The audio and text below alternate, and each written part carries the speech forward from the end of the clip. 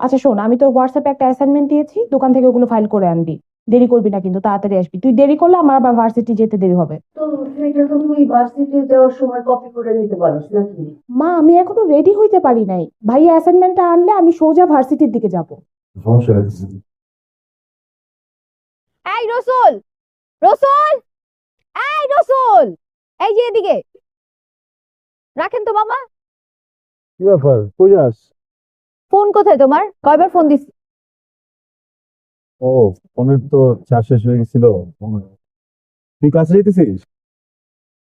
যাইতেছিলাম, ফুপি কল দিছে, বললো তাড়াতাড়ি বাসায় যেতে। কিছু হয়েছে বাসায়? বাসায় কেন? না, আমি তো ওই যে কিছু বাজার দিয়ে আসছি একবার, যে আর মুনমুনের ওই অ্যাসাইনমেন্ট প্রিন্ট করতে বসলো, ওইটা দিয়ে আসছি, সবজি কিনতে আসছি। এর মাঝে কি হবে? তো তোর কখন ফোন দিছি?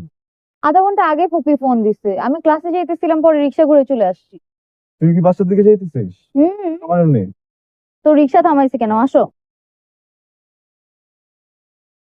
কি কি বাজার করলা? আরে ভালো ভালো সবজি পাইছি, শীতের সময় না, সব টাটকা। আমার জন্য কি কিনছো? তোর জন্য কি কিনবো? মুনমুনরে দেখতে আসবে তোর ফুপা, সকালবেলা হঠাৎ করে বলল ওনার বন্ধু মেয়েরে দেখতে আসবে। তাই নাকি?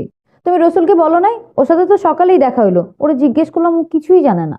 আরে ওই পাগল রে জানাইলে তো হাউ কাউ কইরা পুরা বাড়ি মাথায় তুলতো। আর তোর ফুপার কাউরে জানানো নিষেধ। মুনমুনের পরীক্ষা তো, ওরেও জানানো নিষেধ, বুঝছস? দেখ না, যদি জানতে পারে রসুল, ওরে বাপ রে, তার তো লাফালাফি ঝাপাঝাপি শুরু হয়ে যাবে। এটা আমার ভাইয়ের মেয়ে, আমার একমাত্র ভাস্তি।